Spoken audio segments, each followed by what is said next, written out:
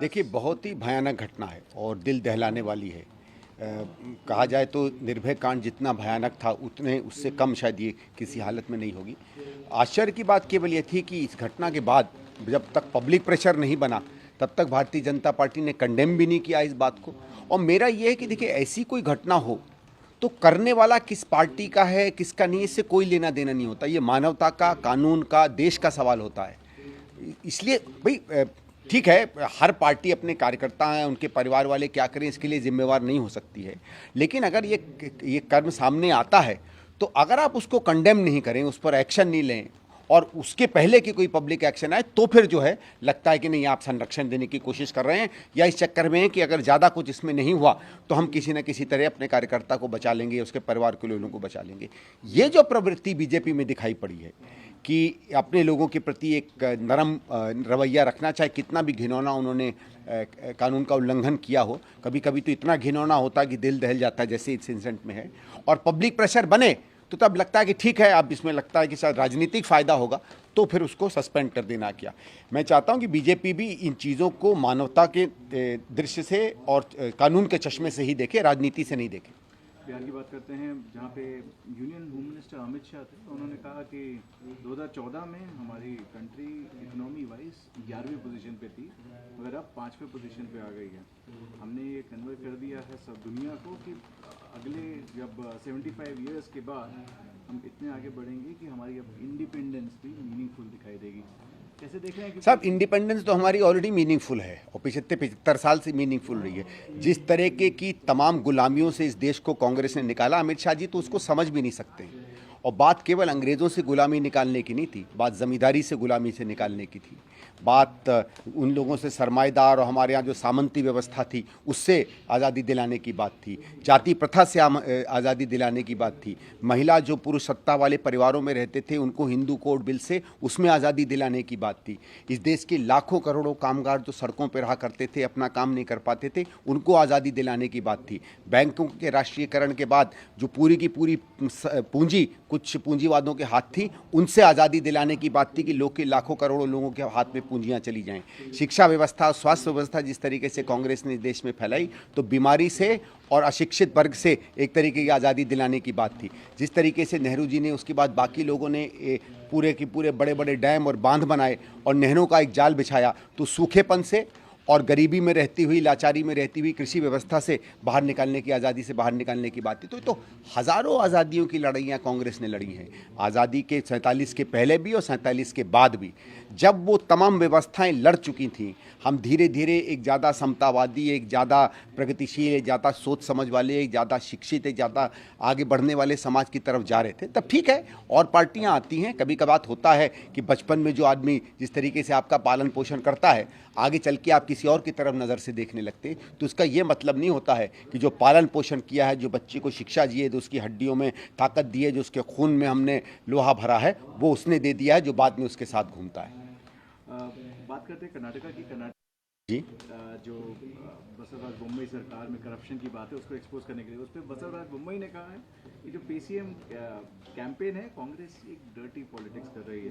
देखिए साहब, dirty politics का नाम तो शुरू किया था खुद अमित शाह जी ने। आपको याद होगा, उन्होंने आकर कहा था कि सिद्धरमैया जी की सरकार को 10% की सरकार कहा जाता था। तो आपने इस खेल को खोला और उसके साथ साथ आपको याद होगा, कर्नाटक में तमाम जो कॉन्ट्रैक्टर्स थे उनकी एसोसिएशन की जब मीटिंग हुई तो उन्होंने कराह कर रो कर कहा कि ये 40% की सरकार हो गई, ये कोई काम नहीं होता इस प्रदेश में 40% में। तो देखिए साहब, आप ही के कॉन्ट्रैक्टरों ने, जिनका अमूमन मुंह नहीं खुलता है, उसने जब सार्वजनिक रूप से कह दिया कि हर सिविल कॉन्ट्रैक्ट के काम पे, चाहे 400 करोड़ का हो चाहे 2 करोड़ का हो, मुंबई सरकार 40% लेती है, तो फिर पे सीएम बनता है।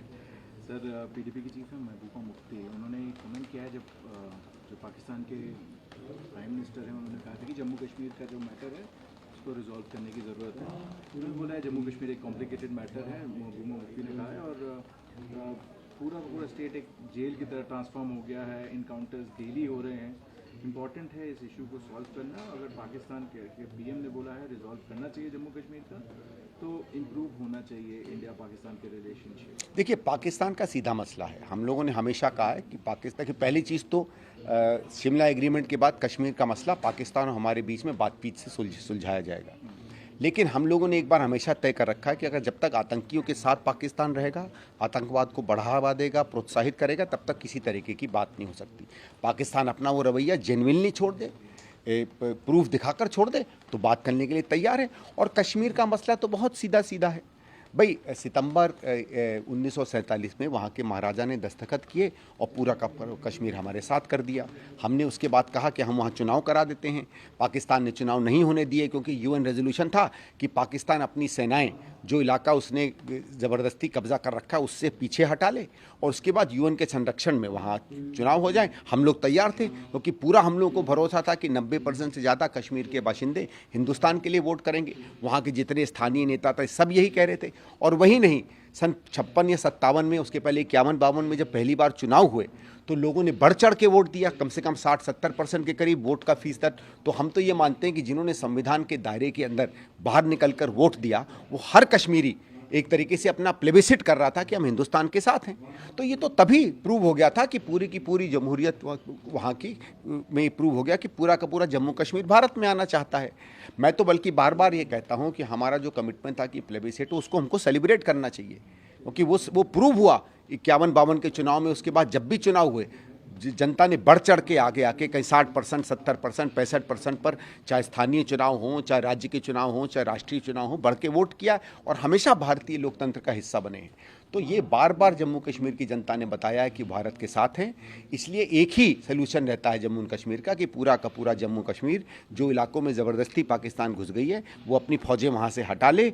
जम्मू कश्मीर के हर कोने में जिस दिन तिरंगा फहर जाएगा पाकिस्तान से हमारी दोस्ती हो जाएगी। आखिरी प्रश्न मेरा होगा, PFI तथाकथित एक जगह पुणे में पाकिस्तान जिंदाबाद के जो स्लोगन लगाए गए हैं वो या रेस करे गए हैं, उस पर बीजेपी के नीतीश राणा ने कहा है कि चुन चुन के मारेंगे। देखिए, ऐसा है कि PFI क्या उसने अभी किया नहीं किया मैं उसमें नहीं जाता, लेकिन PFI जब से बनी है तब से थोड़ा बहुत संदेह के दायरे में है।